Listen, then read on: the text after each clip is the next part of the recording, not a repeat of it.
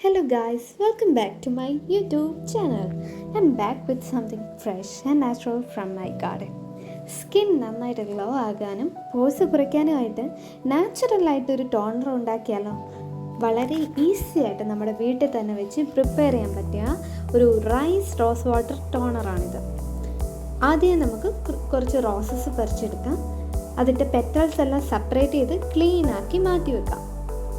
അടുത്തതായിട്ട് 1/2 കപ്പ് വെള്ളത്തിൽ ഈ റോസസ് എല്ലാം ഇട്ട് ലോ ഫ്ലെയിമിൽ ചൂടാക്കുക. 5 മിനിറ്റ്സിൽ തന്നെ ഈ പെറ്റൽസിൻ്റെ കളേഴ്സ് എല്ലാം ഫെയ്ഡായിട്ട് ഒരു ലൈറ്റ് കളറായിട്ട് മാറും. റോസ് വാട്ടർ കൂളാകാൻ വേണ്ടി നമുക്ക് മാറ്റി വെക്കാം. ആ ടൈമിൽ 1 കപ്പ് റോ റൈസിൽ വെള്ളം ഒഴിച്ച് 1 അവർ സോക്ക് ചെയ്ത് മാറ്റി നമുക്ക് വെക്കാം. അതിനുശേഷം റൈസ് വാട്ടറിനെ സെപ്പറേറ്റ് ചെയ്യാം.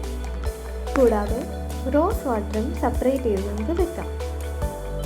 നല്ലൊരു കളർ ഫോം ആയിട്ടുണ്ട്, ഇതിപ്പോൾ കാണാം.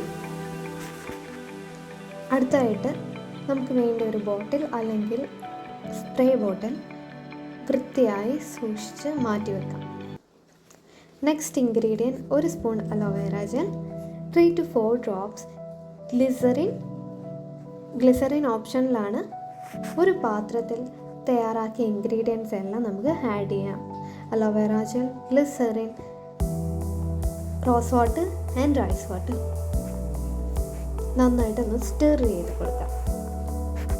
ഒരു 1/2 അവർ നമുക്ക് ഈ മിക്സ്ചേഴ്സ് എല്ലാം അടച്ച് വെക്കാം.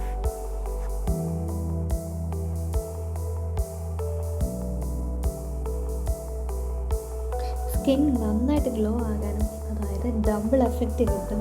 കാരണം റോസും റൈസ് വാട്ടറും ചേർത്താണ് നമ്മളിത് ഉപയോഗിച്ചിട്ടുള്ളത്.